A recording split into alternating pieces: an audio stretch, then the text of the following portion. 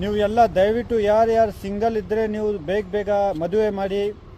ಯಾಕೆಂದರೆ ಮದುವೆ ಮಾಡಿಬಿಟ್ಟು ಮಕ್ಕಳು ಮಾಡಿಬಿಟ್ಟು ಆಮೇಲೆ ನಿಮಗೆ ಒಳ್ಳೆ ಎಕ್ಸ್ಪೀರಿಯನ್ಸ್ ಸಿಗುತ್ತೆ. ಮದುವೆ ಆದಮೇಲೂ ಕೂಡ ಖುಷಿ ಇರುತ್ತೆ. ಅಲ್ಲಿ ಹೋಗುವಾಗ ಅದು ಆಟೋದು ಅಣ್ಣ ತುಂಬ ಖುಷಿ ಆಯಿತು, ಯಾಕೆಂದರೆ ಕನ್ನಡದಲ್ಲಿ ಬ್ಲಾಗ್ ಮಾಡ್ತಾರೆ ಅಂತ. 50 ಆಟೋ ಸೆಲೆಕ್ಟ್ ಮಾಡಿಬಿಟ್ಟು ಎಲ್ಲರಿಗೆ ಊಟ ಕೂಡ ನಾನು ಕೊಡ್ತೀನಿ. ಅದು ಒಂದು ಚಿಕ್ಕದು ಪ್ಲ್ಯಾನ್.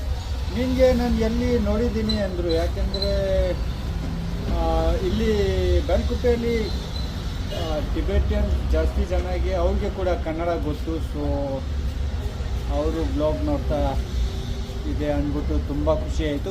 ಏನಪ್ಪ ನೋಡಿದೆ, ಕಟಿಂಗ್ ಮಾಡ್ತೀಯ? Hair cutting?